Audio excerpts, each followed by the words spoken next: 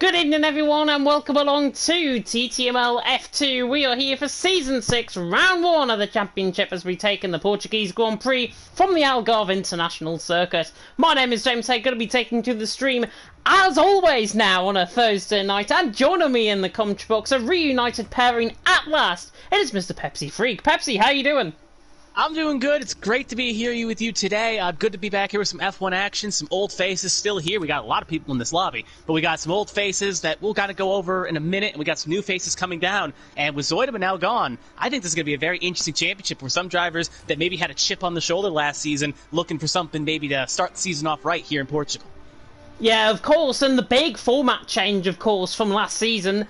No more line only. The line only tier is TTML F1. We've got pure assist tiers from F2. Actually, no, I say that. We've got no...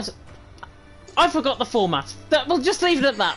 I'm confused myself. I'll pull it up while you keep talking here, so continue on. I'll check this one for you.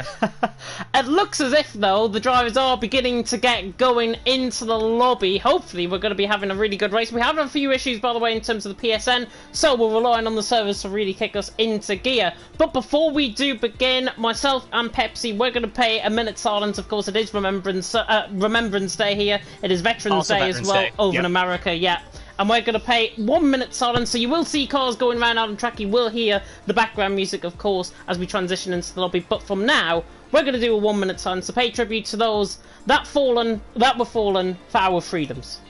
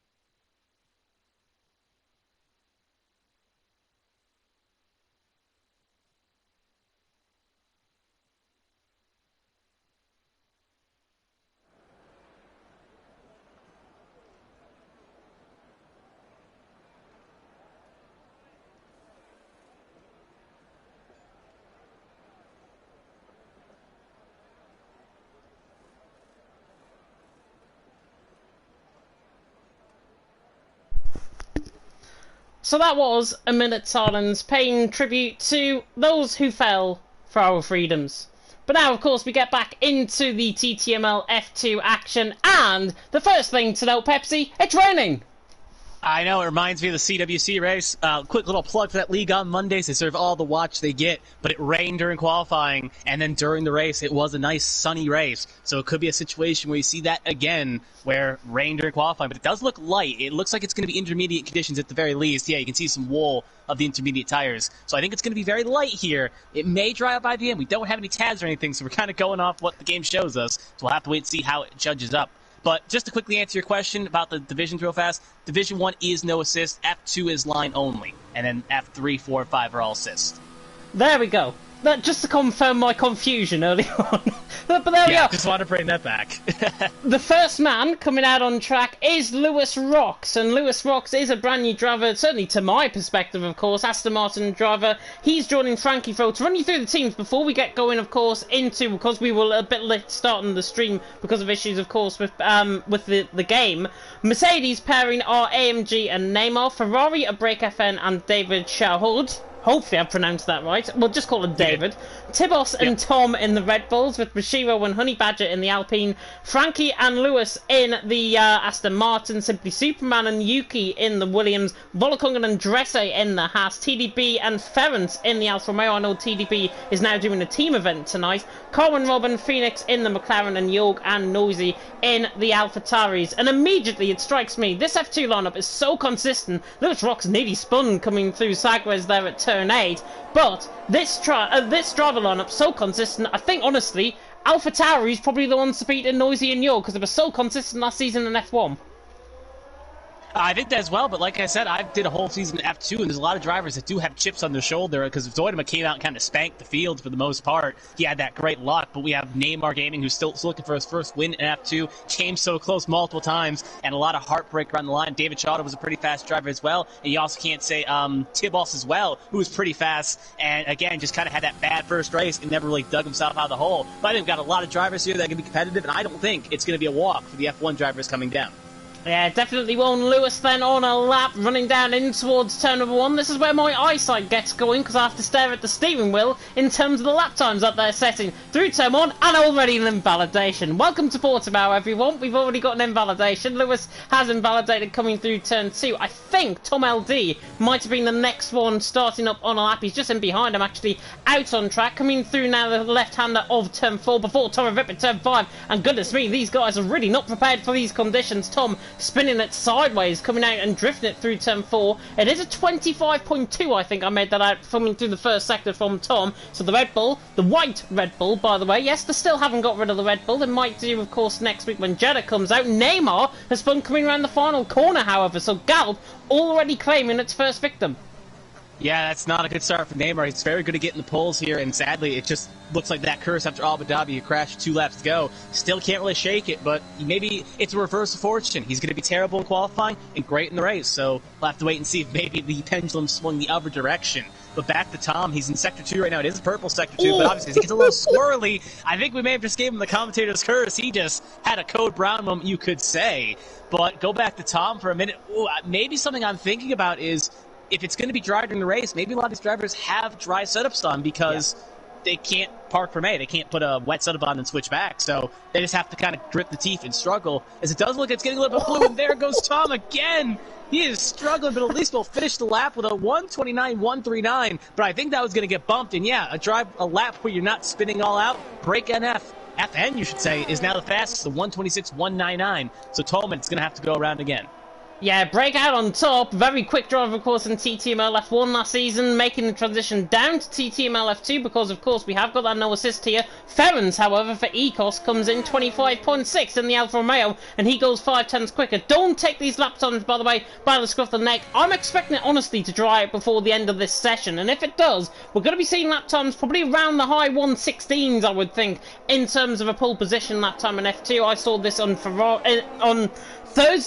Tuesday, I should say. It's F1MG now goes quick as the German. Saw this on Tuesday. I was commentating around here in a league race, and honestly, the lap times do tend to degrade around here, so they've got to get their lap times right. F1MG though out on top, Ferrans in second, Break FN third, Phoenix there in fourth. Simply Superman, however, 25.5 on a set of intermediate compounded tyres, so not too bad at all from the Irishman. Yeah, actually kind of like that gamer tag. Simply Superman rolls off the tongue. Good alliteration. But here comes Dresser. He's going to go P8 in his Haas, and then TR Chichoni is something around those lines. He'll go P9, so the Haas's are going to kind of Noah's Ark, get in 8th and 9th. We do have McLaren. I think that's Christie about to start his lap. Or, yeah, Christic, sorry.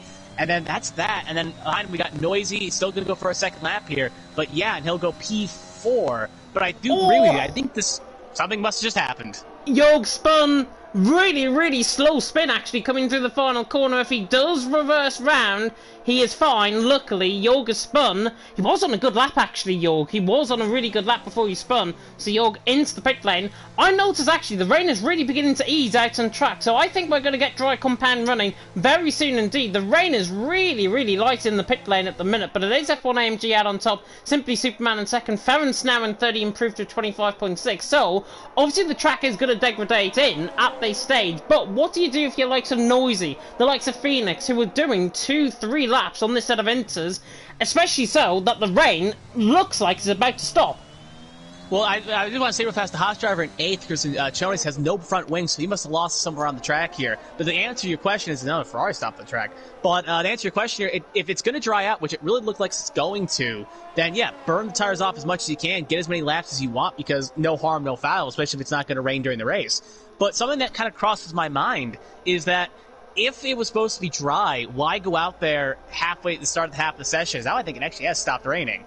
But why go out there and put laps on intermediate tires with 8 minutes, 9 minutes in, and then go the second half instead of just waiting it out, instead of trying to struggle and have a situation where Neymar, for instance, it's not going to be able to put a time, and we're starting P19. So it kind of strikes me as odd these drivers are going out there on the intermediate conditions and running laps. Just try for it, because unless we know something we don't, it seems kind of odd. As now DRS has been enabled, which signifies that we will at least get a dry run, as everyone is not going to be taking the hard right in the pit lane.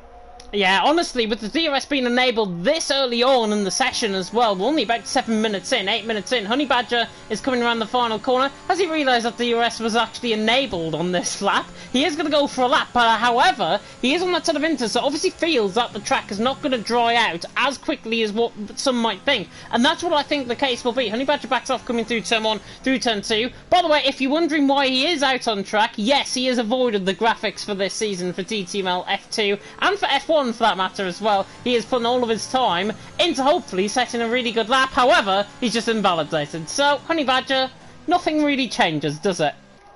Nothing. I remember from the F2 leagues. He's a good driver. He's quick. He's just sometimes just seems to have that consistency issues. And it's sad that he won't be doing graphics, but hey, he gets to drive now, and it's good to see him out there on the circuit trying to put down some good times. So hey, enjoy your time out on the circuit. But yeah, now everyone's taking the hard right. I'm going to assume we're going to see drivers coming out relatively quickly, but they're going to want to wait a little bit. I think the first driver going out there is going to be the Red Bull driver of Tom, if I'm not mistaken, on a set of softs. I think Tom is in the pit lane. I think it's Matt Tibos there on an Inters. Yeah, Tibos, he's on Inters, and then, yeah, Jonas just went out there on a set of softs. I was looking at the white cars. I'm like, is that the Red Bull or is that the Haas? I have to enhance my vision there. But yeah, it's the Haas driver. He's going to be the first one out there on a set of softs. So he's going to be the torchbearer, if you will, to figure out if the track is dry enough for a set of softs right yet.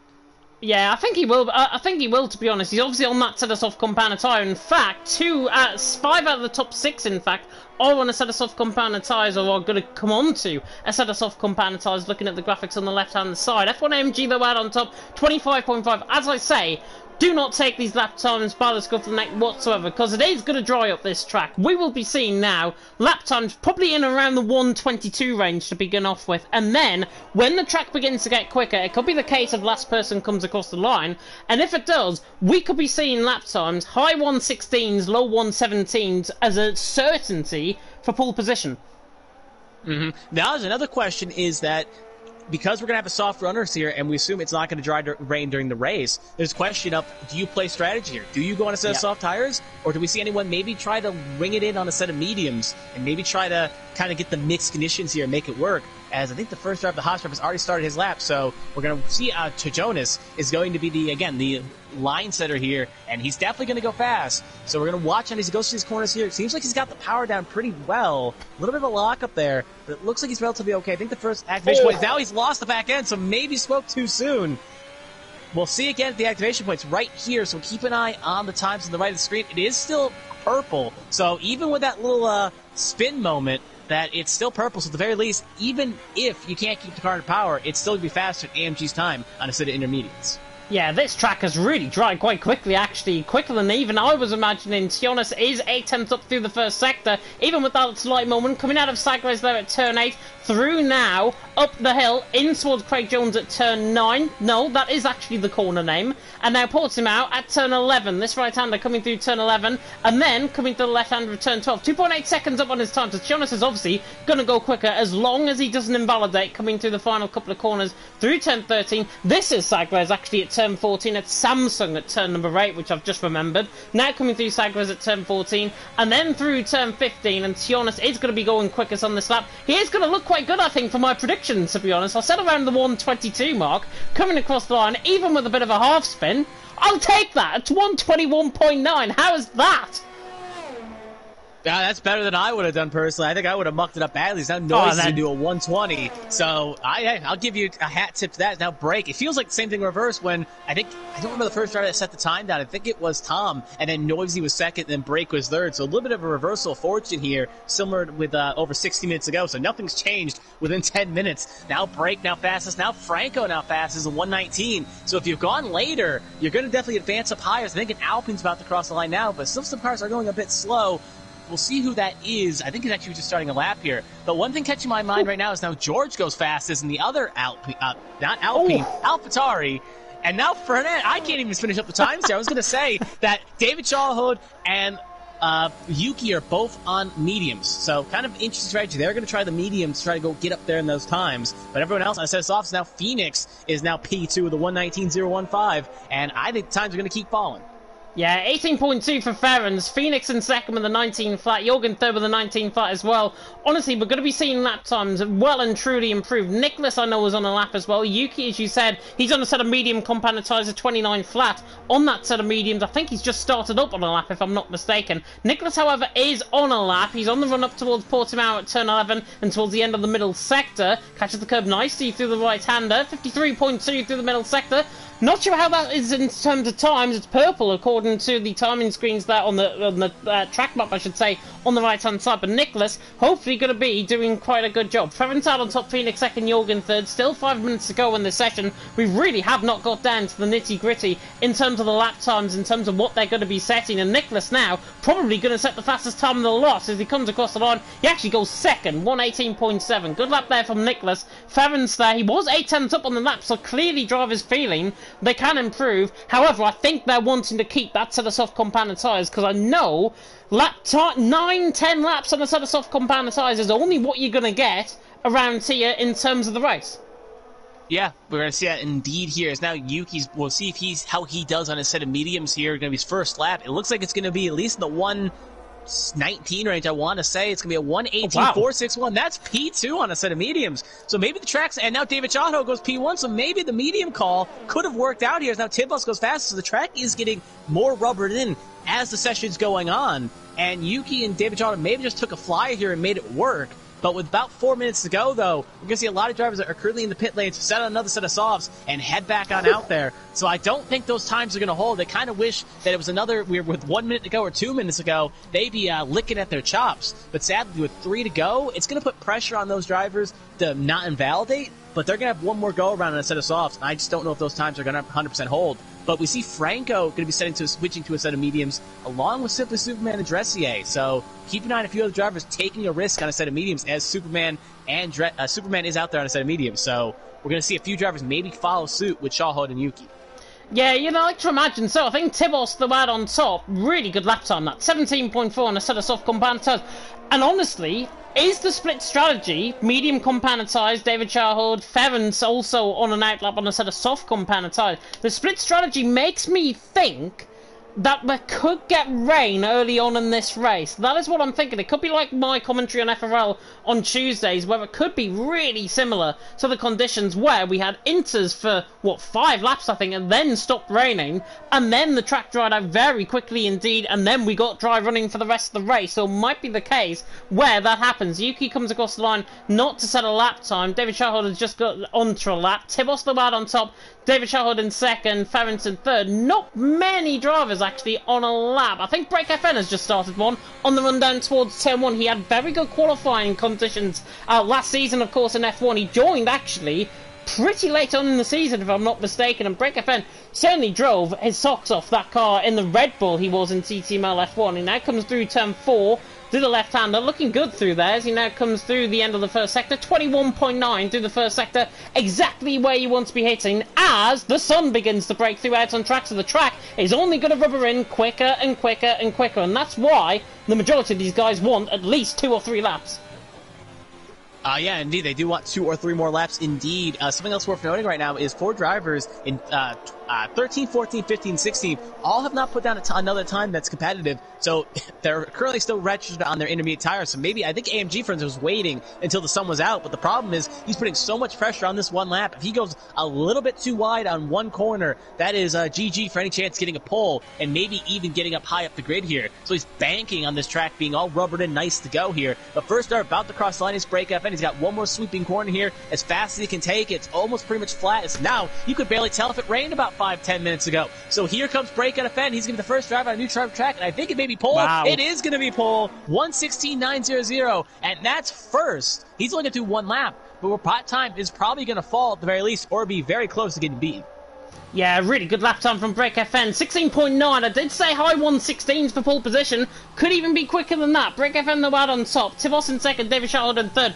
This is where the lap times are really going to come in. Simply Superman on a set of mediums. He's coming around the final corner as well. As we see Ferrens go quicker. 115.8. You must be kidding. Ferrens on top. Simply Superman goes third. 17.1. And this is where the conditions begin to thrive. But a high 115 is what I should have said for the lap times around here. Ferrens out on top. 15.8. That could take a lot of beating, I feel. Yeah, it's going to be a hard lap to beat, and I do wonder if a few drivers maybe made their moves too quickly as we see French Pro go P7 in the S. Martin, I think, got McLaren right in behind him. It's not Phoenix, so it's going to be the other one, a Christic, and it's going to be a 116.683, so that looks minuscule in comparison. That was on a one-lap fresh soft tires as well. So very odd indeed that I think that time could hold here, and I think he may have spoiled the last-minute qualifying as Yuki has lost the back end. So we're going to see two Haas drivers come around the corner now, but I think we do got a purple from George, but I think that may be a glitch in the game. So we're going to cut back to the Haas drivers, one cross the line. Now here comes T. Jones. Can he get up high up the grid? It's going to be P7 for the Haas driver as the session has just ended. Yeah, Yolk's coming around the final corner as well. That purple middle sector was not deceiving your eyes, Pepsi. He's coming through the final couple of corners, taking a thin line toward the line. I don't think he's going to get pole, but he goes third, 16.7. But how far is that going to knock him down? Because many drivers are on laps. Yuki is invalidated on his lap. Dresse is invalidated on his lap as well. Frankie Fro was 8/10 up. He's got a little bit of traffic. The Williams just getting out of the way there to the right-hand side of him. Frankie Fro, though, on a lap. A 118.4. He's going to look around Simply Superman sort of area. Noisy has gone second as well. So good lap time by the AlphaTauris of Noisy and York, second and fourth. Tom, I think, has put himself up to sixth as well. Phoenix in eighth. Frankie Fro, though, on the run to the line. He goes sixth, and he goes a really good lap time now. Matt Tibos is on the lap. He's 5/10 up, coming around the final corner, taking the thin line. Is he going to try and snatch pole from Ferrens? Not quite. Tibos goes fourth, 16.6. Chris is not on a lap time. I have a feeling with Honey Badger retiring in the pit lane, Nicholas is the only one that's on an improvement. He comes across the line. He only goes 14th. Dresser is not on a lap either. That is the end of qualifying. And Ferrens out on top, a 115.8 compared to Noisy on a 116.6. I know we had changeable conditions, but that lap time's just absolutely insane. He needs F1. He needs boosting up to F1 immediately. I think that's something that this thing is. He has I cannot say words today, but I think the situation is with that one assisted line. He likes that line, but he just shows that if he could learn about that line, I think he'd be at the top half of the F1 grid right now. And I think a lot of F2 drivers that were in last season, where they remember Zoidema just kind of came in and swept the field here. I'm honestly thinking right now they're kind of looking at Ferenda's time right now and are just like, oh God, not another season with a Zoidema S 2.0 right now. And I think a few drivers definitely going to try to challenge that, but we can see him trying to fake a smile here on our grid. But I'll let you do a quick rundown of what the situation looks like. Yeah, we will wait as one of the McLarens has come back into the pit. I think that was Chris that came back in. As the session is ending. I do promise it is ending. I hope it is, anyways. I got the graphic screen already, so bit odd. Yeah, I can see on the stream now, so I'll quickly run it over. You got Frince in P1, Noisy P2, Chris G in 3, Tibos 4th, George 5th, Breakin' F 6th, Franchi Fro 7th, Tomad 8th, Simply Superman 9th, David Chohud out in the top 10, 7th and Franchi Pro and Simply Superman both on a set of mediums, along with Chohud as well in the top 10. So they are going to try something alternate with the mediums, and then 11th on down, 11th, 19th, we'll see in a second. But they all are going to have free choice of tire here, and we'll see what they decide to do if it's going to be rain or dry in these conditions. Yeah, you've got to love how I go black screen and you have to read out the standings there in terms of qualifying. I do for see, so it's not like I'm lead com in other leagues, so it's not that big of an issue. So I get to kind of flex my muscle a little bit, show off. But yeah, as we're now loaded in here, I'm assuming we're all good. I can check the stream again, so no issues here. But yeah, we got 27 seconds here, and we will be getting ready to go here. We may see some alternating strategies, but it doesn't look like there's any rain in the forecast. At least looking at the clouds right now, so it may rain later, but at the very least right now, it looks like we're going to have a nice dry session, at least for the first stint. Yeah, F3, apparently. I'm not sure what happened with F3. Qualifying has just re-begun. I'm not sure if there was a glitch in the settings, possibly. So F3 has begun. F2, however, if you are, like the 12 of you that are tuning in at the minute, wanting to support F2, of course, you can well and truly do that, because we're about to go onto the formation. That predicted pit stop strategy comes up, actually. Lap 11 to 13 on a one-stop, lap 10 to 13 and lap 20 to 23 on a two-stop strategy around here in terms of Portimao. But looking at the tyres, it's beautiful blue skies and sunshine, of course, here at Portugal. I love that camera angle coming out of turn 2 as well. Ference out on top, along with the top 6 plus Tom LD. They're all on a set of soft compound tyres. Frankie Frohl, Simply Superman and David all on a set of medium compound tyres within that top 10. So they're starting on worn tyres. Phoenix, Rocks, F1 AMG, Nicholas, Yuki, Dresser and Honey Badger all on a set of medium compound tyres. Sionis and Neymar on a set of hards. Lewis and F1 AMG have had a collision already on the formation lap, so that is not good. They're going to be starting with very cold tyres. But if you were to the top 6 on that set of soft compound tyres, as Phoenix has left the session as well, hopefully he will be able to rejoin back. On that set of soft compound tyres, these guys are going to have to try and make maybe lap 10, lap 11, maybe even beyond that to try and get home, because if you don't, and you're on a set of mediums and you pit in very early on indeed for a set of softs, you might end up into puncture territory. But I also do like to point out this is Portugal, and this is 19 drivers in a new season. I think a safety car is now the question here, especially with 19 drivers on the field. We just saw 2 drivers collide under the formation lap. Hopefully we don't see a safety car. Hopefully these drivers keep it clean, but I don't think a safety car is out of the cards here. And this brings up another question: it's probably too early to pit for a set of mediums or hards on lap 2 or 3, but maybe you have to try something different because 7 on back, basically, including Tolman, are all on mediums, and some of them are even on fresh mediums. So it raises question marks indeed about what to do. And was Cho just on a set of hards before? Because I swear he was on a set of mediums in 15th. He is on a set of hard compounded tyres. Yeah, Sionis and Neymar are the 2 on a set of hard compounded tyres. They're definitely on a set of hards, aren't they? Yeah, it's the only tyre graphic that we've got available. I thought the graphic on the side said medium, which kind of threw me off when I looked at him. Like, I thought only Neymar was on the hards, which kind of threw me off there for a second. But maybe that was just me blending in yellow and white.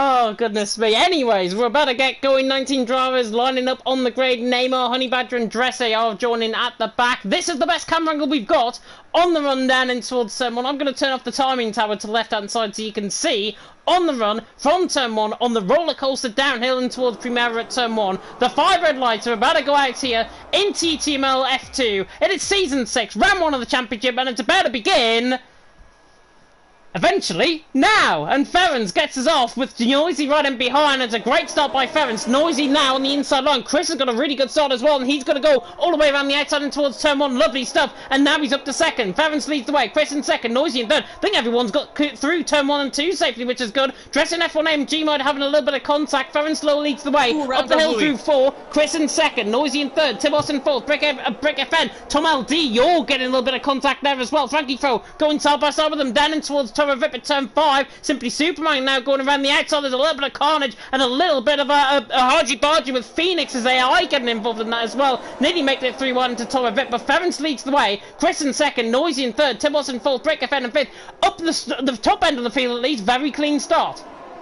I want to give you a second there to catch your breath there, and I'll kind of cover the rest of the field here. Yeah, still very side-by-side here in the back. We got Tolman and Chad battling for 8th and 9th. Exactly. There goes Tom hard into the wall. That's wheel off. So that may be a safety car. He's kind of parked awkwardly on the circuit here. Will we get a second to catch your breath? We'll see here in a second. I don't see a trigger coming yet. I think the trigger would have happened already. Yeah, it's only going to be a virtual safety car. And something else just happened. Honey Badger's got into the back of David. 5-second penalty being picked up for Honey Badger. Tom and David made contact, by the way, coming to the left-hander of Craig Jones at turn 10. So that is why Tom is out of the race. He was on the inside line, got tapped with the Ferrari on the outside line. David pretty much had the outside line to his favour. They were both side by side. Eventually, they were going to come to blows, and unfortunately for them, they are pretty much now out of contention. Well, certainly Tom is. He's at the race. David's still going. The VSC has ended, and it's ended with Jorg and Honey Badger coming into the pit lane. I think both of them have got damage. Yeah, Honey Badger certainly does, and Jorg has also got damage as well in that left side end plate. But Ference leads the way.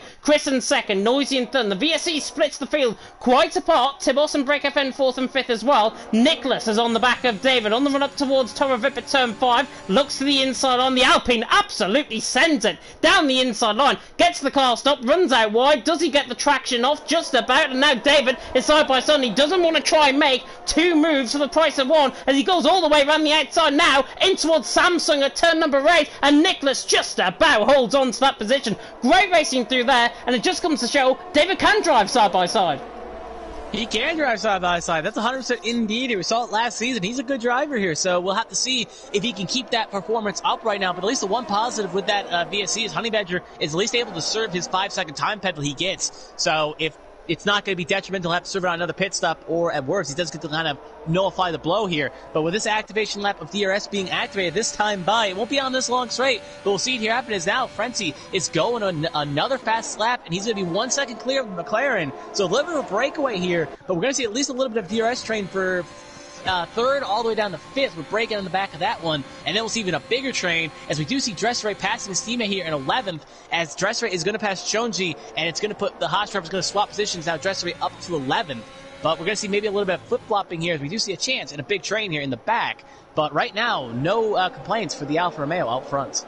Yeah, Dresser, lovely move that down in towards Terminal Primera. Dresser there now. Jonathan, in fact, under pressure. David has just sent one down the inside line. On the outside line, actually, is Nicholas, and Nicholas gets the traction off Toravip, and that is why you take the outside line off the exit of the corner, because you've got the superior traction. Nicholas back through, and he's into 8. David down into 9. I think David actually got the move done in terms of DRS, but then Nicholas had the balls, really, to go around the outside of him. So good stuff by Nicholas. He's up into P8. We also saw Tionis coming under pressure from Neymar. F1 AMG got past him, by the way, and now Neymar's right on the back of Tionis, and Tionis now under pressure. Norwegian seems out of his comfort zone, if I've got to be honest. Not sure if there's any underlying damage from the early laps, but now Neymar, after his crash, of course, in qualifying, will be hoping to try and get a move done. And speaking of moves done, further up the field, Break FN really hounding the back of Matt Tibos, and I don't think Tibos is actually within DRS range, so this could be an easy move possibly for Break FN if he is close enough to try and get the run down in towards turn 1. He's not. I think David, however, will be on the back of Nicholas, and he's now side by side with him. Through he goes, the Ferrari is through, and he's into 8th position. Nicholas is not going to give that one up without a fight. Those two, I'm sure, are going to rage on in terms of their battle, as Neymar is doing Tionis. Yeah, Neymar just passed Tionis in the back here, but at least one Ferrari did make a move there. But we still see, I think we're going to see Nicholas make a move right back in the... Down the inside line of Matt Tibos. Lovely move. Down the inside line of Torre Vape. Daniel Ricciardo-esque. Break FN through, and he's into 4th.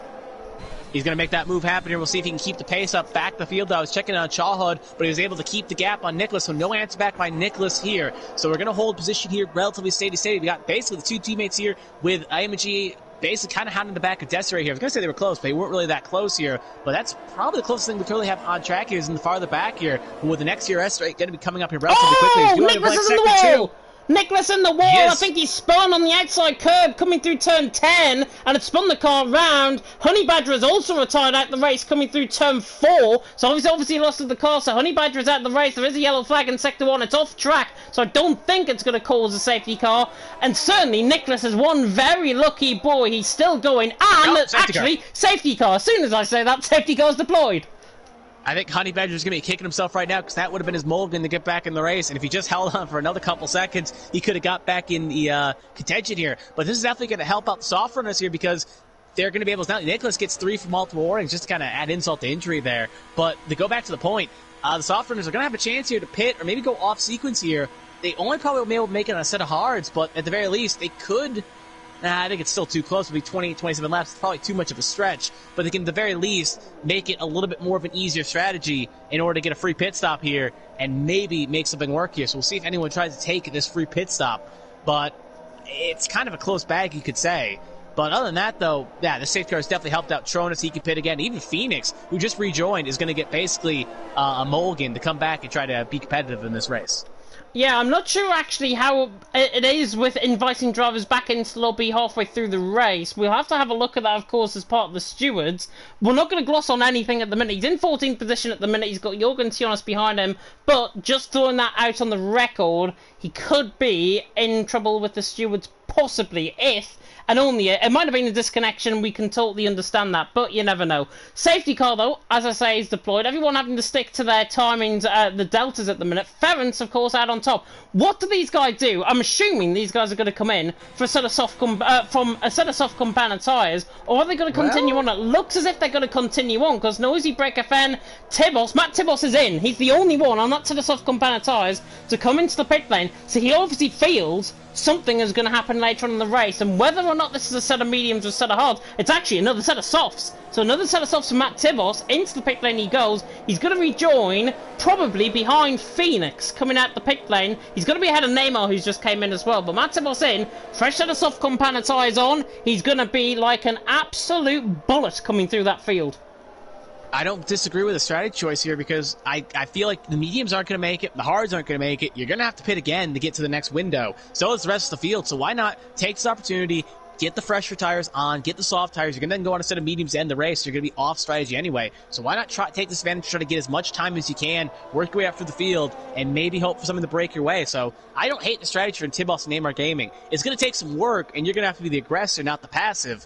But I don't hate the strategy, and I think it could pay dividends by the end, maybe fighting for at least net 4 or net 3. We'll have to wait and see on that front, but no one else is going to pit here to try anything else or try a different alternate strategy here. So top 4 at the very least are staying out at the very least for now, and we may see them, we're going to definitely see them pit later, but maybe there'll be another safety car later, and this could really throw a monkey wrench in Tibos and Neymar's plans.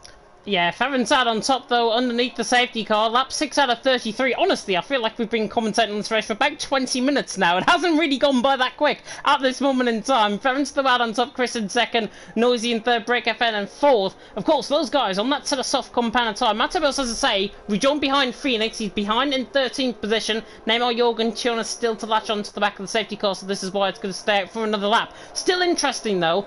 Are the top 4 going to stay out onto that sort of soft compound tyre, or are they going to try and risk it? It looks as if all 4 of them are still going to stay out. So they're committed to that one-stop strategy. They're committed to going onto a set of medium compound tyres later on in this race. And the mediums will probably wear in from about lap 12, lap 13, is where these tyres are really going to feel the effects of the set of softs, and then they'll come in for that set of medium compound tyre. However, I'm looking overhead.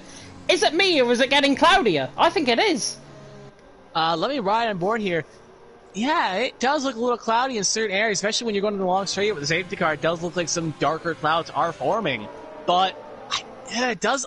Cloud doesn't mean rain, though. So it could be clouding up, but no rain in the sight. But it does even raise more questions that if there is a possibility of rain, and you're Tibos and Neymar, you pitted, you're banking on that rain coming. But it looks darker. I will agree with you on that point, but that doesn't always mean rain is a coming. It could just be a more cloudiness per se and just covering the track. Yeah, well, look at the conditions now. It could be due to rain. Out on track, look at how the conditions have changed, quite literally. Lewis has crashed underneath the safety car. Lewis has crashed underneath the safety car, and that is on the left-hand side.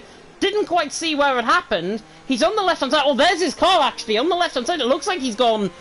Has he contacted F1 AMG? Lost a position as well. Has he made contact with F1 AMG on the safety car? But then there would have been a penalty for them both. Safety car, however, is in this lap, and to clarify, he didn't hit anything. Checking, just quickly cut you off, just checking the incident screen. He did not hit anything. No warnings, no nothing on the incident screen. So I don't know what happened, but he didn't hit anything, or the game didn't think he hit anything. So maybe he just lost on his own accord. But odd place to crash. Really strange. He is typing in the Discord, so I'm sure we'll hear something from him. Ferrens, though, is that virtual safety car. He is the virtual Burmalander, and he's now controlling the pace at around 60 mile an hour, 65 mile an hour, and now upping the speed as he comes through the roller coaster of Galp at turn 15. What about if the rain was to start now and really throw a bit of a cat into the bag? And now Ferrens says go, and a break absolutely great from Ferrens, and he leads the way down in towards turn 1 once again. Chris in second, side by side further down the field. David and Yuki are going side by side, both on a set of medium compound tyres. Williams tucks back in to the side of the Ferrari, and Yuki does not want to try and get that move done, but Ferrens leads the way. Chris in second. Break FN tries a 1 on Chris, tries to go all the way around the outside. Frankie Fro's involved in this as well, and Yuki again is still side by side with David coming through here. Noisy loses the position to Break FN. Is there a bit of a desync going on? I think there is. Yeah, I was going to say right now, I was gliding aboard with Noisy. He was mounting the back of the Ferrari there. So, kind of caught me off guard there. I thought he may have ran in the back of him, but I figured this game doesn't do that. And it looks like everything may have sorted itself out there, but that was very freaky indeed. Like, it felt like a monster truck rally there for a second, but I think everything's good there. But back to I was just going to quickly point out something right now. I was checking the chats right now. What happened with Louis? He says that something happened with Phoenix. Phoenix may have brake checked or something. So they're claiming that Phoenix that may have touched, maybe not. And just one more quick little fun fact here. Talmud, that is his first ever retirement in TTML, so Mr. Consistent, that is his first retirement in this league. Matt Tibos down the inside line of turn 13, got it all wrong, made side-by-side contact with Dresser. He has got that fresh set of soft component tyres, so is Neymar in behind as well, but now Matt Tibos is going to use that to good effect. He's in behind on Dresser, and Dresser's in 9th.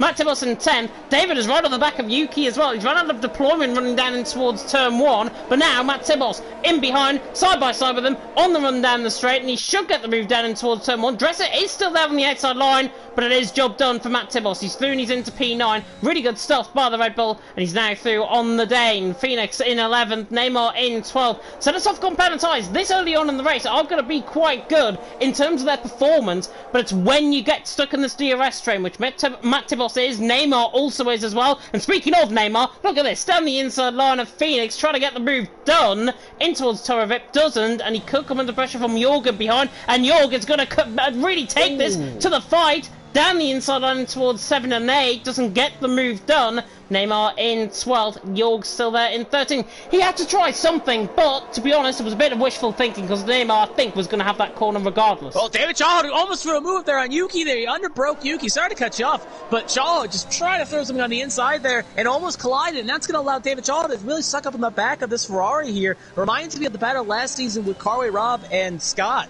So, very odd. We see some things never change, but now we're going to be starting lap 10 here. I think that soft tires Tibos is really going to make this work here on Chalhut. Now he's going to be a little bit too far away. Now there's rain. I see rain coming, and maybe that switch of softs may not have been a bad call here, but I don't know if Tibos made it up the field far enough that he thinks this is worth it.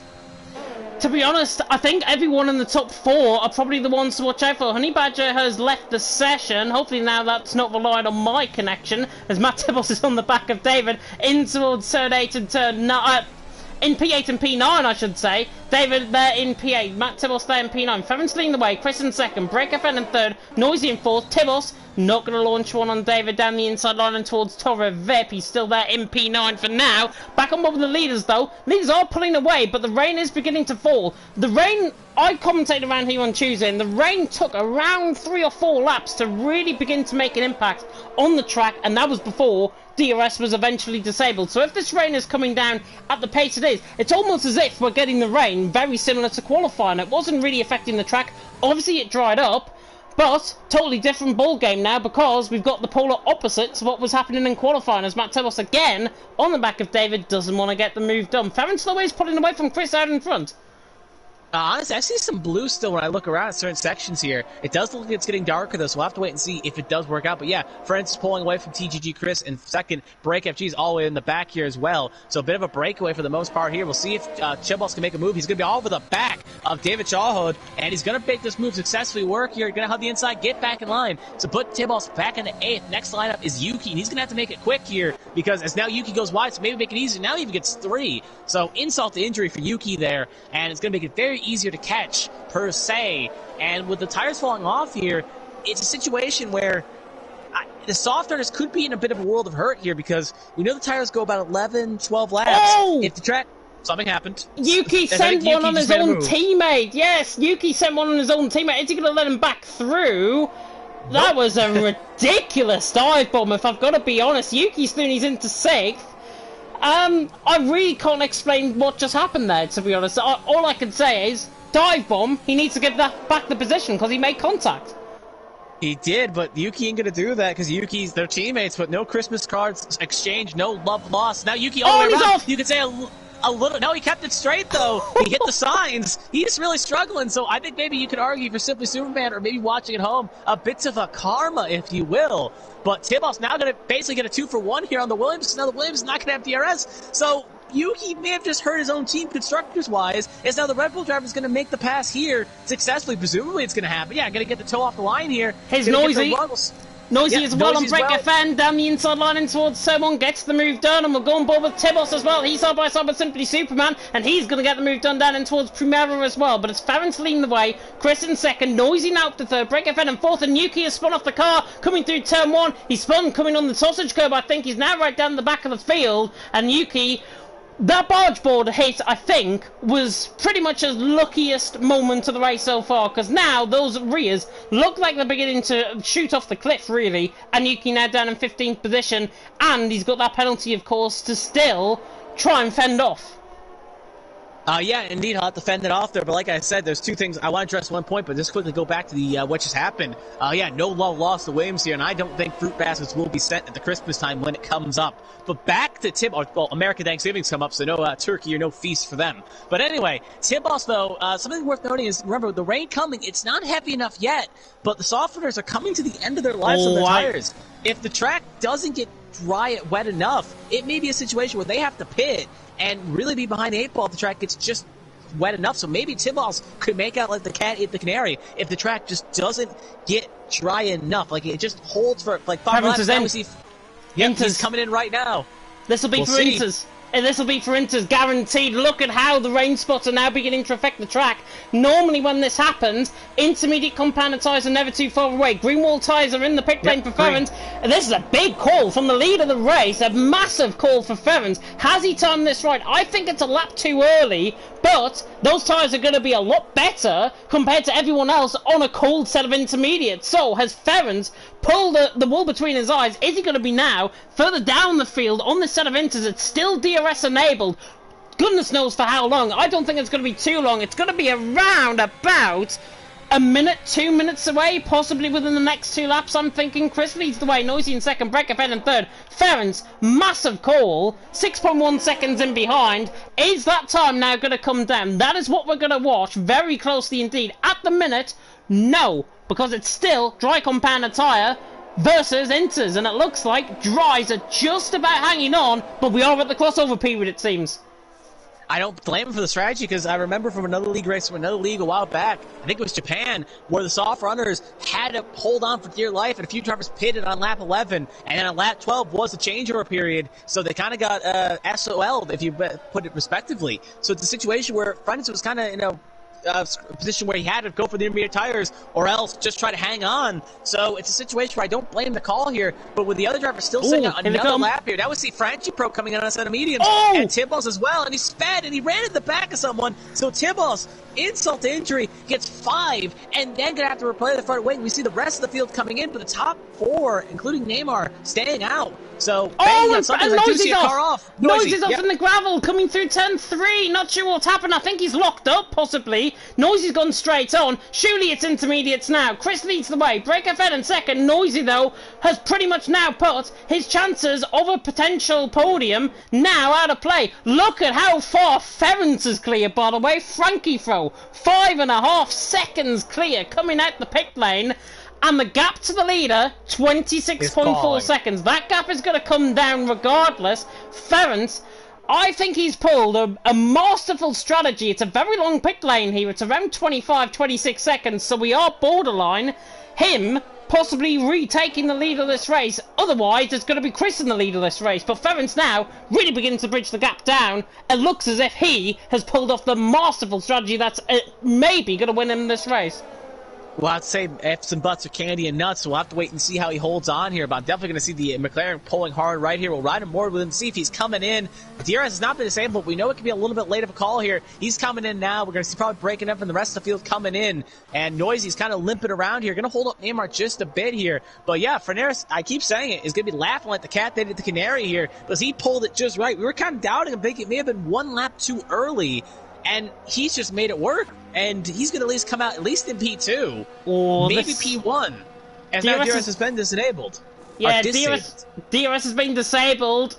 Chris is at the bottom of the pit lane. This is going to be close. This is going to be really close. I think Chris is going to be ahead, possibly. And I think he is. The German, Chris, is ahead of Ferrance coming out the pit lane. Ferrance has got the overspeed. Chris nearly spun coming through turn 1. And now, 4 tenths away for the race for the lead. Chris leads the way and he's overcut Ferrance to perfection. I did say he might have put in a lap earlier than expected, and that's exactly what he's done. As F1 AMG is at the race coming through turn 1. He's at contact, I think, with Simply Superman, and there's a safety car. Phoenix. Yep, I was going to say Phoenix kind of went wide there in that corner there, and he had a clear collision, so I think they were kind of side by side. I was kind of checking to see what happened there. Simply Superman kind of got a little bit argy-bargy, I think, with Jonix or something, and Phoenix locked up going in the corner, hard righted it, and basically had to kind of take, basically kind of drifted through quarter 2. So, or 3, you should say. So, very chaotic in the back. There's all a bunch of 5 seconds with collisions, and I don't think everyone's going to be happy with Phoenix right now, because I at least know one driver's not happy with him, and we got at least 2 other drivers getting severe collisions collision penalties with him. I'm not 100% what happened, so I'm not going to sit here and cast blame. But I do think there may be a couple other drivers not too happy with the McLaren driver. But with this neutralization, it's going to allow Chris kind of to catch his breath, re-inherit the lead, and doesn't have to worry about Frennis. And Frennis was definitely going to get him on that straight at the very least. Fresher tires already rubbered in. But now, Chris is going to kind of use this to his advantage and hold the spot. But it's also going to allow Breakin' FN, Francho to catch back up. Tibos is going, even with that 5-second time penalty, is going at the very least be up to P5. So he's kind of made it work out, along with Neymar. Remember, started P19, all the way up to 7th, so good recovery drive so far at the halfway point in this race. Yeah, penalties, by the way. We'll just run you through the penalties quickly. We are under the safety car, lap 15 out of 33. Better go on to lap... Oh, no, we are on lap 15 out of 33. I thought we were going to go on to lap 16. Matt Tibos, though, is into the pit lane. So this will probably be to serve up his 5-second penalty, put on a fresh set of intermediate compound tyres, which is exactly what he's going to be going on to. So Matt Tibos is in. Fresh set of inters. They hold for 5 seconds into the pit lane. Dresse, I think, has come in to also serve up his penalty as well. And Matt Tibos is out of the pit lane, and he has served up that 5-second penalty. So, Dresse also coming in. I'm going to watch this pit stop very closely. Simply Superman picks up a 3-second penalty now in 6 seconds. Dresse has also got front wing damage, left side damage, as a result, I think, of that contact with Phoenix. So that is why he's into the pit lane. So Dresse is in, down in 14th position. 5-second penalty now completely removed. So he is now coming out the pit lane with no penalty whatsoever. It's only Phoenix that has got a 5-second penalty now. Yoga's got 8 seconds. He's got a 5-second penalty, I think, for speeding in the pit lane. Sionis has got 3. Simply Superman's got 6. And Yuki has got 3. And so, in terms of the position changes as well, you mentioned Neymar, 19th on the grid. He's up 13 positions. He's up to 6th position now because of Matt Tibos pitting in. So Neymar doing a fantastic job so far in terms of his strategy.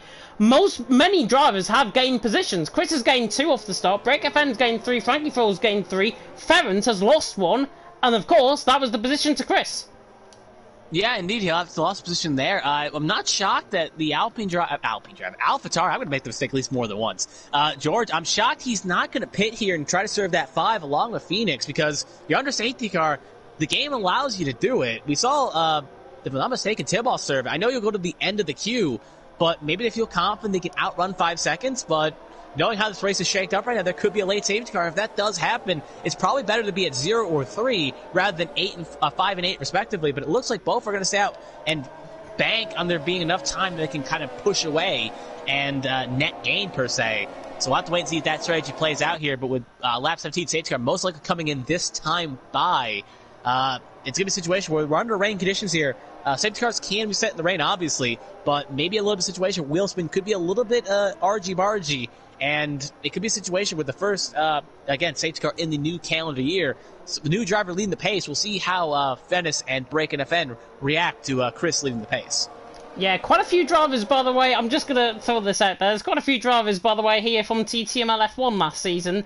And Chris was here in TTML F1 last season, if I'm not mistaken. Ferrens, I don't think was. I think he's a new driver. Break FN was. Frankie Froll was. Noisy was. Jorg was. So, 5 out of the top 7 at the minute were TTML F1 drivers last season, which I think is really good. And it comes to show the diversity of these guys, of course, transitioning from the assist tier, of course, last season back to the assist tier again this season. Line only, of course, going to come on Sunday evening, the new spot for TTML F1, Sunday evening with myself and Luke Etheridge taking you through the action out on track. In terms of the driving standards, by the way, report. The 3 R's that I'm going to now embody into everyone's mind. Report your incidents, because it is vitally important that you do. If you feel that a driver has been hard done by, if you feel that a driver has also, as I see the steward's office actually came in, and that was Lewis Rock's a brake check on the formation lap, and obviously those incidents, all of these incidents are going to get reported. But it's first race of the season. Driving standards, I've got to say, pretty poor, if I've got to be honest. But safety car coming in this lap, Chris, is the virtual Burt Marlander. Yeah, we'll see where he decides to go here. Again, being a new circuit, not 100% where always the goal line is. We'll see. Some drivers like to go late, some like to go early. So we'll see how he does. It looks like he's going to wait it out to the very end here. If he waits too long, could see a stack up. Now looks at the Ferrari. Thought it was going to go now, and he's going to get held out here a little bit too late. So the Ferrari gets caught napping, and that's going to allow Franchi Pro to at least try to make a move possibly or get a good tow here. So the Ferrari bluffed too quickly here. Looks like everyone else got relatively okay. We do see it in the back here. We got the Haas driver trying to make a move on David Chonos for P9. Can he successfully take the inside line? can? Yes, he can. So put the Haas driver Oh, up there's to 9th, put contact! David Joy to 10th, and we see a contact up on the grid. I think it was simply Superman contacting with someone. It was Simply Superman. Yuki's dive on the inside of David as well. He's doing his into 10th position with Simply Superman. I think... Battle for the lead. Sorry to cut you off there. Frenchie about to make a pass on Chris. The P1 goes very deep in the 1 here. Gonna be side by side. Get the elbows up. But the McLaren driver is going to be able to keep the traction and keep the spot here. It looked like he could have kept it, but similar to what happened many laps ago, that outer traction in that corner is a lot stronger than the inner one.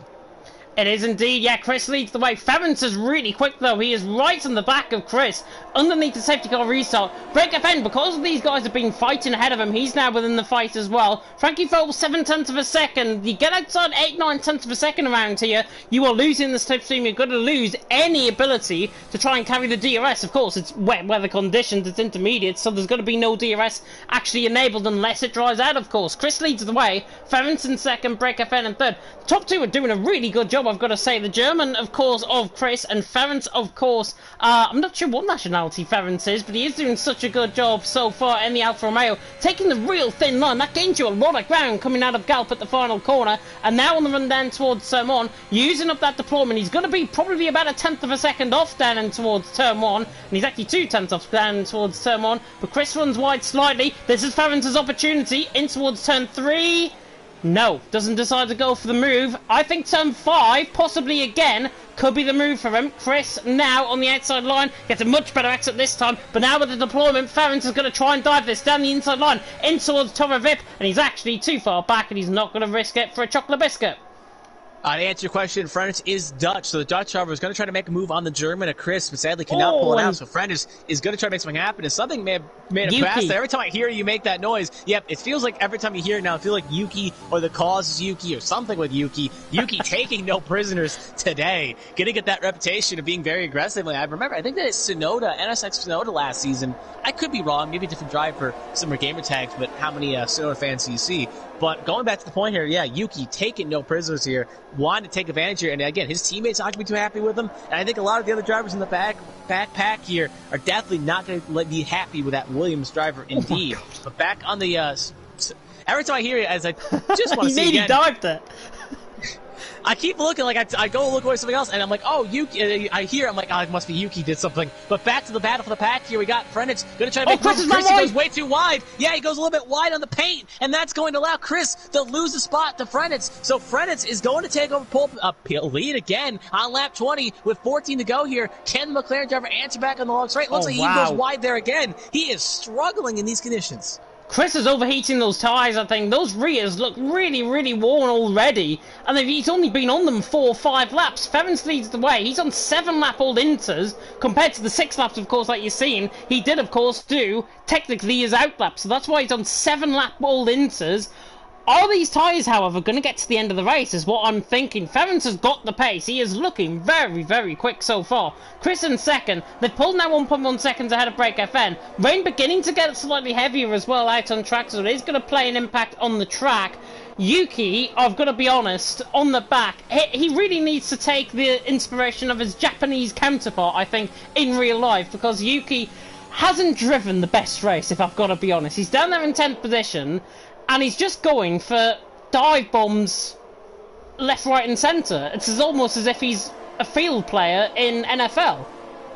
Yeah, he's going aggressive there, and he's basically hitting some moonshots in the baseball reference here, going for the home run ball. He needs to worry about small ball here. Hit the single and pass the baton. Don't go for the home run shot here. Maybe he needs to talk to the a Japanese TTML driver, Mashiro. Maybe get some tips there. But anyway, back to the thing here as well. Looks like a bit breakaway here. We do see noise on the back of Franchi Fro here. Could see a chance he knows he make a jump for 4th. You're getting good toe, using the DRS deployment. I think he's going to have a look, but he's going to be just a little bit too far away to make something happen.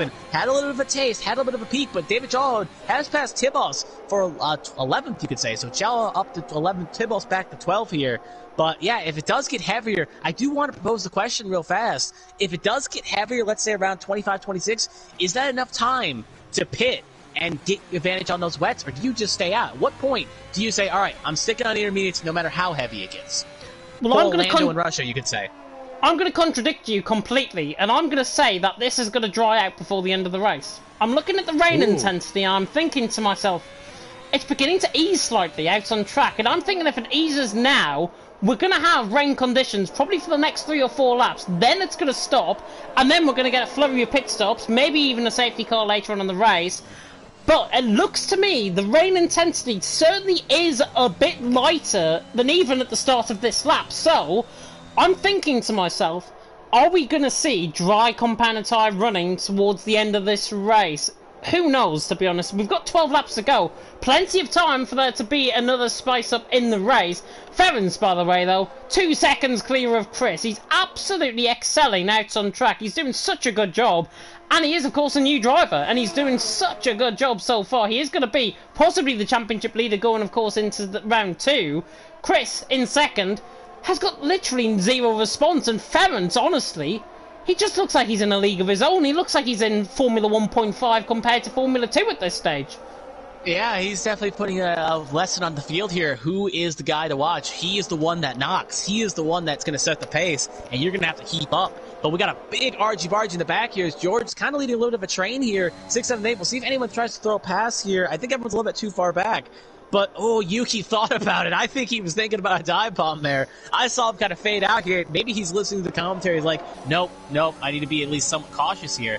But I'm looking at things. If it does lighten up just enough, like I said, if your driver, let's say it lightens up in the next 2 to 3 laps, 24, 25, and we see it dry out by 28, 29, if you're a driver like Tibos, Chado, Yuki, Dressere, do you stay out? I mean, is it worth pitting for 4 laps of sauce?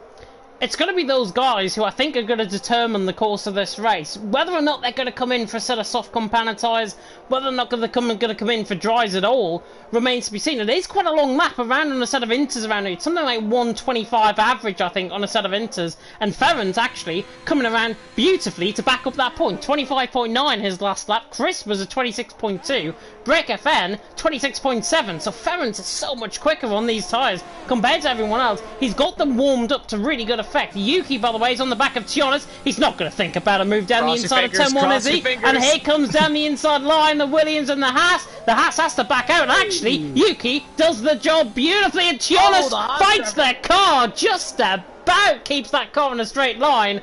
But Tionas, I think a little bit of the brown stuff came out there as David's all over the back of him. Yep, indeed. I think that was Code Brown. Indeed, definitely fought that car there and made it work. But he's not going to be under pressure from Chahod. Chahod's going to try to make it up. So 2 for 1. Is that Haas driver going to be kind of used as a screen door here? Nope. But it's not going to be enough. He'll keep it back. So Siodos is going to hold spot on Chahod for 11th. But yeah, looking back at the top here, we got 2 seconds. Chris is 2 seconds behind Fairness, and he's 2 seconds clear of break. So bit of a breakaway up there in the top, pun intended, as you would say. But looking through the rest of the field, again, George just barely off Neymar. Neymar kind of holding station. But yeah, some of these drivers definitely going to need something to get back in this race. But if not, it's the Alfa Romeo's driver to lose, you could say. Yeah, definitely. I think Ferrens has honestly absolutely excelled. Again, he's gained 8 tenths on Chris in the last 2 laps. It's about 4/10 average a lap that he has gained on Chris. He's doing a phenomenal job. The rain, by the way, is getting heavier, actually, compared to it getting lighter. It looks like it is getting heavier down the straight. So Ferrens leading the way. Chris in second. Brecker in third. Left 24 out of 33. Jorg on the back of Neymar. Don't think he's going to be close enough down in towards turn 1. I'd say that with a bit of hesitancy because he was closing in quite quick. Neymar holding on to P6, and Neymar, honestly, he had really good speed on that set of soft compounded tyre. Obviously, he thought that the rain was going to come back in. He just doesn't look like he's that quick on that set of inters. He is obviously, or was, in F4 when I commentated on him 2 seasons ago. He was a wet weather specialist, but it seems like on this game, he doesn't seem to be the wet weather specialist, as David is about to go for the inside line on Sionis. Sionis is taking the much wider line to try and get the traction off, and that was never in doubt. So Sionis stays in P10, David in P11, but a really good battle developing up between them both, and it could get quite tactical because Dresser, of course, is 2 positions behind. So if these guys get battling, they're going to pack up into the back of Tibos, into the back of Dresser, and Dresser is going to be there as a help for Tionas. Remember, as with those time penalties ahead, remember, Jonas has got 6, Yuki's got 3, Phoenix has got 5, and George has got 8. So Chahod has to stay kind of close here, because if he can at least stay close, he doesn't have to make the pass, because he'll fall all the way up to 7th, and there's a big gap from him to Neymar. So, per se, he doesn't have to really force the issue and really risk wrecking the car, because he'll net gain as long as Jonas stays on the back. Now Phoenix gets another 3, you put him up to 8. So yeah, the path is a little easier for him, per se. And we'll have to wait and see how he slots out here. But I do just want to say one more thing, is that if the commentary doesn't work out for you, James, you could always be a meteorologist and reduce the Ferrari. I'll hold that analogy for a second here. See if he makes a pass. No, he will not. But just quick finish my analogy. If it doesn't work out, because you always seem to get mishy-washy about the weather, so at the very least, you'll get it somewhat right once at a time. I will, definitely. Yeah, the wet weather is really beginning to fall. The rain is really beginning to fall out on track.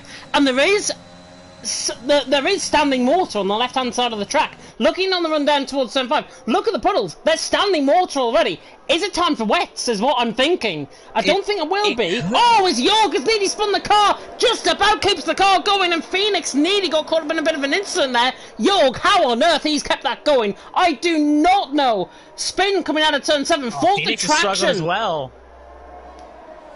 Well, yeah, he's fighting the traction indeed. He fought the traction indeed. We'll see if anyone else makes it out. I'm cutting up to the board with Francis to see if he decides to take the hard right. He seems to be the first driver that always makes the motion. So we'll see if he leads the troops into the pit lane here. And we'll see if anyone maybe tries an alternate strategy here. Maybe just tries to hang on to the intermediates. So we'll see what the Alfa Romeo driver does here. He's hugging the right side of the line here, and it looks like he is staying out. So he does not think it's wet enough, but I do agree with you. As we see Noisy get swirly as well, someone's going to take the hard right in the pit lane this time by. It is getting very heavy, even though you do see the sun. Yeah, it's going to be somebody like Simply Superman, I think. He's going to come into the pit lane. Somebody further down the field is going to try and risk it to go on to that wet set of compound tyre, which of course can dispose of 75 litres of water compared to a set of Inters which can only dispose of 25-30 litres. And the more that the rain's falling down, the rain is falling down, more often than not, Chris has picked up a 3-second penalty coming out of, that's coming down where Honey Badger actually invalidated his outlap on qualifying. That's where he invalidated, and that's why he's got that 3-second penalty. Yuki on the back of Jorg absolutely sends it down the inside line. No contact involved either as well. Jorg is forced out wide. It's going to be side by side now, coming through the kink of 7, and now in towards turns 8 and 9, in towards Samsung, and Jorg just about holds on. But Yuki, for the first time in that race, looking like he's about to make an overtake on the back of Jorg.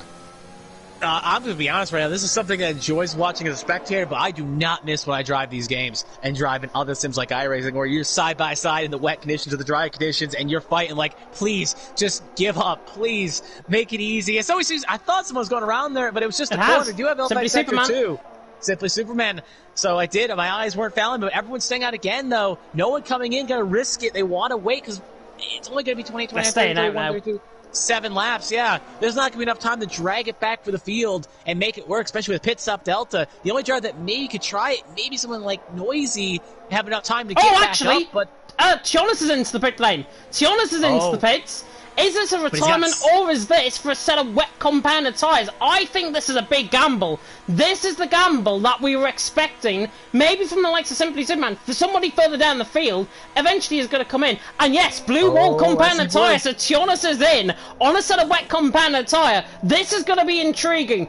If Tionis is quicker than Simply Superman, we know it's going to be wet. If not, it is Inters to the end of this race. I can guarantee you that now. But Tionis has bit the bullet. He is now into the pit lane. He's on that sort of wet compounded tyre. They're going to be really bad to begin off with. Looking coming out the pit lane. It seems to me, is he beginning to gain the time? No. I'm going to hold off. Hang on. 20.6, 20.7. I think it's still Inters. But the crossover period looks really close. I'll keep an eye on his times here if you see any other battling happening up front here. It looks like he's kind of holding station right now. And I don't blame him, but he has 6 seconds with the time penalty, so I guess nothing to lose, really, because he was going to fall down the order anyway. He's probably going to finish ahead of Super Superman, so why not risk it and see if you can make it work, because he may get a net gain. What a front wing damage. He does? I thought it was a bit of front wing damage coming through the final corner. Sorry to cut in. It's actually a bit of standing water, I think, that I might have seen. Just thought there was a bit of front wing damage coming through the final corner. That was very strange. I don't think anybody has got front wing damage. But that might be my eyes deceiving me. He can carry on. I think Jonas, though, is really he's close not gaining. to the time of potentially gaining. Because look at the gap now, 22.3. Coming through the corner. 21 when he started, so we'll see what he does here. It's Yellow Flag Sector 172. That is somewhat Break slow. FM. Ferrari? No, Break it's FM. yeah, it's Break FM. Correct. Yeah, he was a bit slow there. He's going to get passed by Francifro. So Francifro up the third. Noise now. They were kind of battling third and fifth. Now Break FM is going to be kind of the meat in the middle there. But yeah, simply Torres is losing time. He's now down to 23.3. Yeah. He started last lap at 21 point something. So that's well over a second and a half lost. So those wets are definitely not working out here. And I think it's just intermediate to the end unless it gets a little bit heavier. And even then, he's going to lose too much time to really make that up. Yeah, you'd imagine so, I think. Honestly, to be honest, he had to bite the bullet. Somebody had to bite the bullet and come into the pit lane and decide if it's going to be a set of wets. This is why, if you're listening to the commentary box, this is why you do not put in for a set of wet compound tyres and don't trust a B-Tech commentary team in terms of the meteorologists out on track. Farrens leads the way, 5 laps to go. Looks like he's got this race now in safekeeping. Chris there in second, 5.2 seconds off. Breakerfen, I think, made a mistake coming out of turn 5. The left-hander actually of turn 4, I should say. Breakerfen now down into 4th as a result. Frankie Fro currently holding on to that P3 position, but is it going to be P3? Because Chris has got 3 seconds worth of penalties. Frankie Fo's only 2 seconds behind if you take that 3-second penalty and add it on. Frankie Fo's only 2 seconds behind. Has he got the pace as well to try and catch up on the back of Chris? Who knows? I don't know if it's going to be possible. Now see Frankfurt a little bit wide there. I think Brake was pushing just a little bit hard. So I think he was just barely outside 3 seconds. So I think that penalty. So I think he was pushing hard to get that second, and that's why I think caused a mistake. As Simply Superman has now passed Dressier. So both Haas drivers, similar to last season, where the Haas drivers really struggled to get points or even finish well, even though it was 2 different Haas drivers. It seems like the curse of Haas has followed into the next season here, and that Haas is very unlucky. Chris is way off there. Sorry, it kind of went wide there. Very evasive, and he was off in the kitty litter. Now it's going to be 6 seconds, so mute point right now. Right now with Franchi for only being 4 behind, he was going from a net P2 to now being possibly off the podium. He's 1.5 seconds behind still. Chris has still got a bit of buffer time to play with. Frankie Fro doesn't look like he's got the pace compared to Chris. So I think Chris is going to probably make up that gap very, very soon indeed. The battle for third, though, beginning to rage on. Frankie Fro, Break FN, Noisy. Looks like the 3 to battle this out. Neymar, I don't think, is in this. Neymar's in P6. Everyone behind him's on penalties as well. So Neymar looking like he's going to get a strong result. Coming through the final corner at Galp. Round the final corner, everybody goes. And everyone's nearly safe as Noisy nearly spins the car. Coming out the final corner. Great recovery by the Alpha Tauri. And now, Jorg's teammate is on the back of Neymar, running down in towards turn 1. Look at the deployment. He's now really catching up to the back of Neymar. Don't think he's going to be close enough down in towards turn 1. And I don't think he is. As Dresser into the pit lane, 5-second penalty. Either a retirement or they're going to try something different. Is Jonas catching as well? Oh, he's catching because he pitted, but I don't think he's getting enough time. Like, he's getting he's pitting, but I think he is, you know. I don't know. Well, he's on this. I'm checking right now what Dressway is on. I can't get a good angle on him because, of course, this game's not going to give it to me. But we'll see what he comes at in a second here. I'll just put the tires. Why am I not doing that? Yeah, he's on a set of wets, too. So both Haas drivers going for wets, which is odd because they're not going to get the fastest lap. So why pit? I don't get it because now I really don't get it because I guess Dressway wasn't going to lose anything. But odd strategy for him to pit there. He didn't expect to finish his wing, so odd. I'll tell you now, Sionis was 26.1 seconds starting the last lap. It's 26 seconds now. It's only a 10th gain, but it's a gain nonetheless. And now, look, down into the hairpin, 25.7, back out to 25.9, now to 25.8. I think Sionis is catching, you know. Sionis is beginning to catch. He's not going to catch Simply Superman before the end of the race. No. If anybody thinks that, then I'm probably absolutely mad. He could if Simply Superman pits, but if Simply Superman does not pit, he's going to be staying there because the 9-second time penalty, he's got 3 buffers, so he's really only 22 behind, but there's no way on God's green earth that he's going to catch him. Jorg's on the back of Neymar, down in towards turn 1. I don't think he's going to be close enough. Again, Neymar just defends that line. Down in towards turn 1. Good defence by the Dane. The Dutchman cannot find a way through. Phoenix in behind in 8th. Yuki there in 9th. David has also caught up to the back of this as well. Yuki and David have really got into this battle as well. Simply Superman, by the way, is now battling Matt Tibos, and he's now down the inside line of Matt Tibos in towards turn number 3. Gets the job done, and Simply Superman's still he's into 11th. So, now, battling out, it looks as if he's actually just ran wide, and now Matt Tibos back down the inside line. He is going to get that move done, and the Red Bulls and the Williams changing and chopping positions. Giannis, though, is catching. He is catching indeed, so we'll see if he can make something work here. We got Yuki, we do see L5 Sector Dresser. 1. That's one of the Haas drivers going deep, Dresse, so that definitely those wet wool tires, alliteration, are not working indeed. But yeah, Yuki on the back here, Phoenix and George, so we can see Neymar's got a big train behind him. And we may see a driver get antsy and try something, maybe go the nuclear option, but with all the penalties, all the driver can gain is, well, speaking of nuclear option, there's Yuki. Going for the option. Phoenix he spun into him as well, and now Yuki's down the inside line, and both of them are side by side, and I get deja vu, perhaps 3 wide coming out of Sagres, but it's not, and Phoenix stays in P8, Yuki in P9, and Yuki actually used a bit of common sense there. He didn't want to get that move done, otherwise he would have been having the stewards well and truly on his back. 2 laps to go, by the way. You're catching Neymar in front, Yuki catching Phoenix in behind as well, and now he's going to try and knock to the outside line. No way is he going to think about around this outside. He picks up a 3-second time penalty for his pace, and they're still side by side coming in towards turn 3.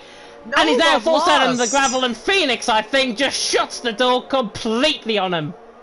He's getting angry. He's like, stop it. Stop it. Just wait. Hold your horses. Pass me on the straight. Stop trying to force the issue. You have 9 seconds worth of time penalties. I have 11. You're going to get the spot regardless. Why are you trying to force the issue here and wreck us both? Because now David Chaw is even probably thinking the same thing, because he doesn't have a time penalty. He's just sitting behind here like, come on, don't wreck in front of me. I want to survive. Because he'll go all the way up to a net P7 as long as he doesn't crash. So he's just trying to hang on and make it work, but break on the back of Franchi Pro as well. Franchi Pro, not Pro, Pro. We'll see if he can break and make a move on that spot, because right now, Maps does say, yeah, Christie will still hold P2, bearing of a mistake. So he's able to get the gap back up. So he's good to go, but Chris has got 6 seconds worth of penalties, though. He does, but he's currently 6.3 up on Franchi-Fro. It was 4.6 about 5 laps ago, so he's really made the work to get just ahead enough. But there is a chance it could fall if he makes a mistake, though, so he has to keep it clean, but fast.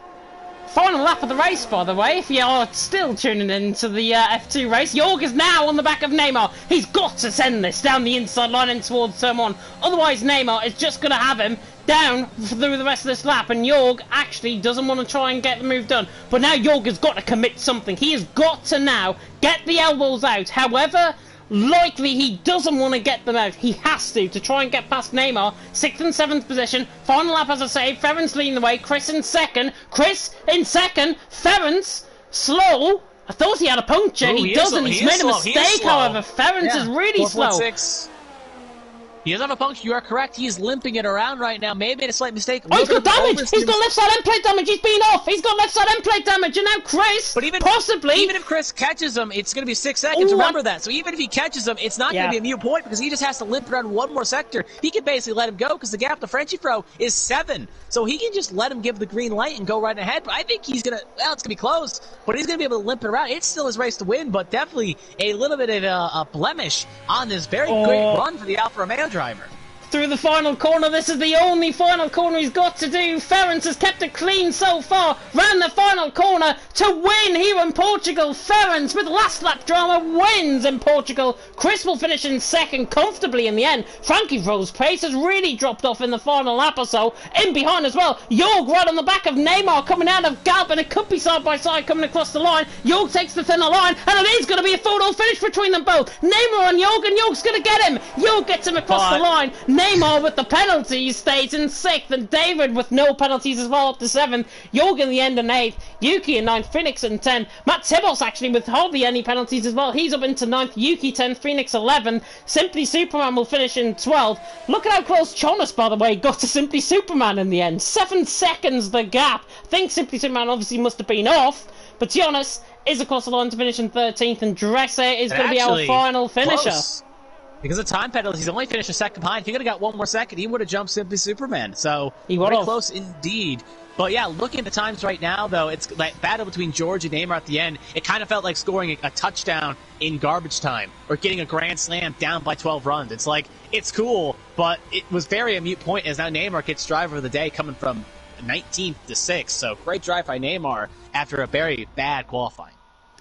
After a very bad qualifying indeed, and now Ference to the top step of the podium will take the championship lead, and he does look like Aiden Jackson, I've just realised. Yeah, it's Aiden Jackson at the top step of the podium. The Dutchman to the top, though. Ference drove an absolutely awesome race, looked imperious in terms of the intermediates, and I'm going to say, driver of the day.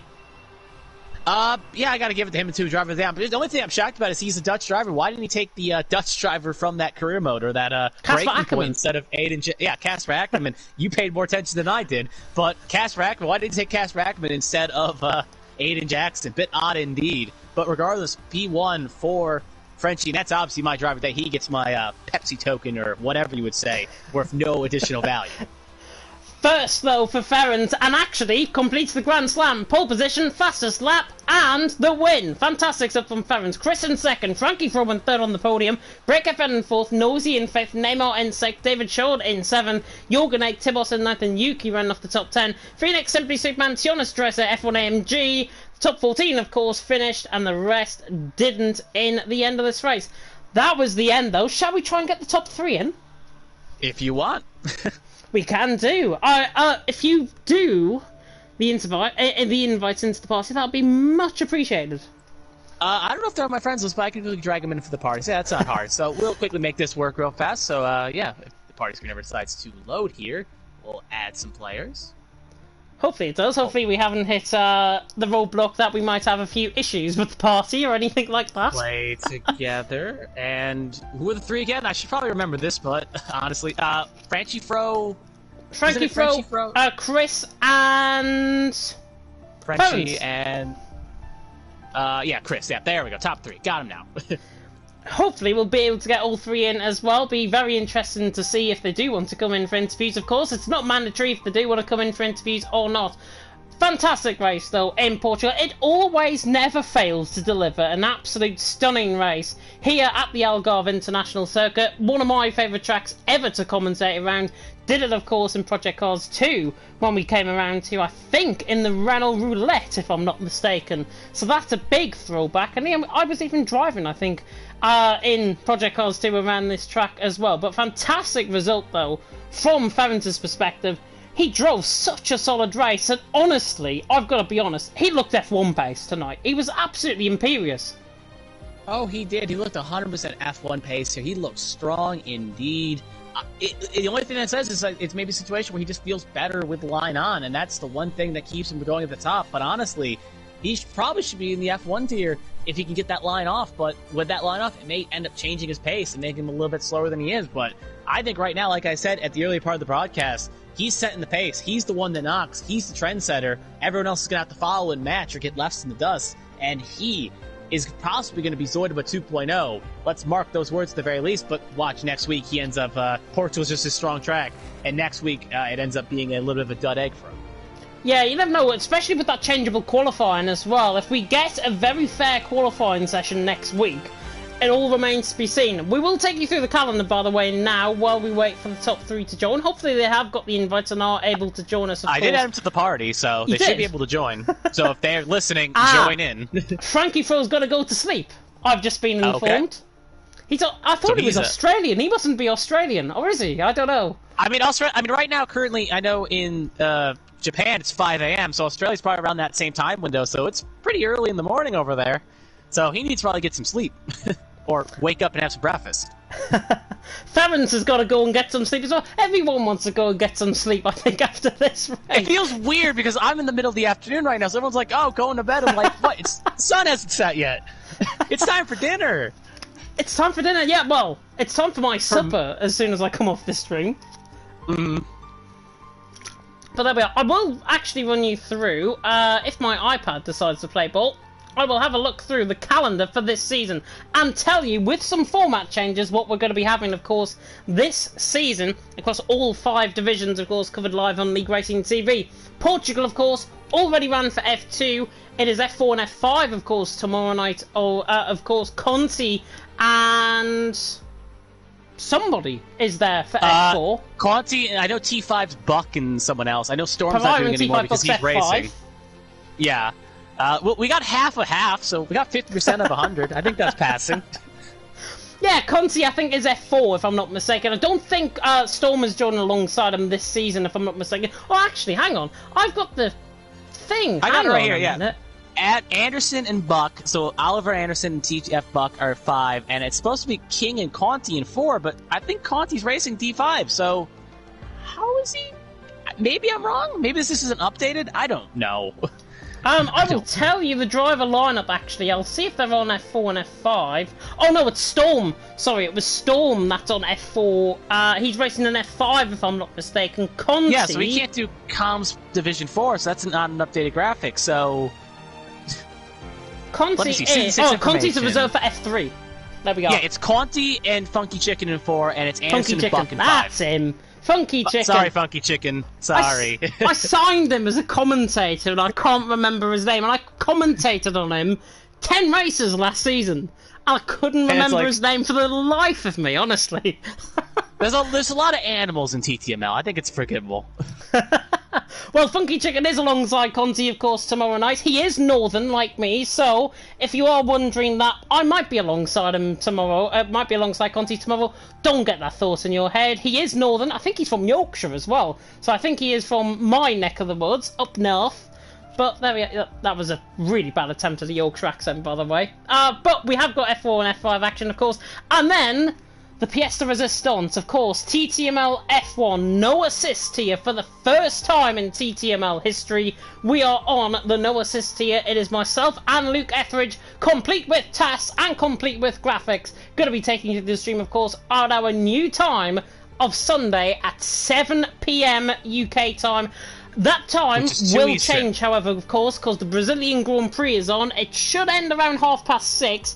We are, however, going to be taking the race start about 15 minutes later. So it looks like people's voted for 7:15 PM. So 7:15 PM is going to be the start time just this week only, and maybe for Saudi Arabia in a couple of weeks' time as well. 7:15 PM UK time, myself and Luke Etheridge taking through the stream for TTML F1. And then the bandwagon rolls on all over again with CWC, of course, on Monday. And then, of course, we do it all over again back here on a Thursday night for TTML F2 and F3.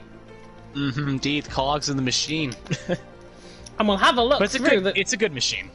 It is a good machine. It's a well-oiled machine, I think we can say. Our commentary team is the finest we have in any division, I'm sure. But of course, to run you through the calendar, we have got a few format changes before we end off this stream. Portugal, of course, pretty much this week. Azerbaijan is next week in Baku. Then we have the first of our 2 sprint races this season. Like in real life F1, we have got a sprint race format. It is going to be a 25% race with one-shot qualifying, if I'm not mistaken, looking at the format. And it's around Imola. So, fortunately for me, I get to commentate on my birthday, on a Sunday, around Imola. And you can probably work out what date that is. So I'm expecting a few happy birthdays from you lot. We'll see. I'll have to give you one indeed as well. Probably still on forgetting. Yeah, indeed. But yeah, that's a sprint race indeed. Sadly, I don't think I'm going to be there that race for you, because that is American Thanksgiving on the Thursday. So sadly, I think you'll be all here alone on that Imola race. So sadly, I'll have to wish you a birthday next week. So is that on the 25th? I'll get 1 week in it's the Thursday in question. So that is Thanksgiving in America, which is the 25th. Yes. So yeah, sadly, I will be having food and turkey and family. So you will be sadly on your own for that one. You'll be getting fat with turkey and everything, and I'll just be here commentating on a Thursday night. If you're lucky enough, I'll put it on the main screen TV for you. I'll be watching from the chat. I just won't be on the comms. It'll be brilliant. One will be the football game, the other will be TTML. Yeah, they'll just hear, they'll just probably be shouting at the TV to shut up in terms of how loud I can get on a commentary. So that's why I think they'll be wondering what's going on. What's this racing going on? They'll be what's wondering this? what's what happening. What am I watching here? Oh dear. Anyway, though, rest of the calendar. Rest of the calendar. Hungary, Netherlands, Russia come before Christmas. Then it's a break. Yes, I know, a break for Christmas. Unbelievable. Canada is round 7. We're back on the 6th of January for that. Then it is France with the second sprint race there at Circuit Paul Ricard. Mexico, and then the track that everybody dreads on this game, it seems, Singapore to round off the season. Oh, I never liked driving it when I drove. It was one of my kryptonite tracks along Abu Dhabi, and I'm glad I'm not driving it. It's going to be a long race, and it's going to be a chaotic race. It's almost Monaco-esque, where hatred can come sometimes. Yeah, I'm glad, honestly, we don't have a sprint race around there. Otherwise, we'd probably be having the stream in about 3 hours in terms of how the action unfolds around there. But we have ended the stream here tonight for TTML F2. We really hope, of course, you enjoyed it. Thank you, of course, to Mr. Pepsi Freak for commentating alongside me tonight here around the Algarve International Circuit. And well done, of course, our top 3 of Ference, of Chris, and of Frankie Fro as well. Fantastic result for the both. We will see you, of course, next week, and you will see me, of course, on Sunday night alongside Luke Etheridge for TTML F1. But until then, I've been James Head. He has been Pepsi Freak. Thank you so much for watching, and until next time, goodbye.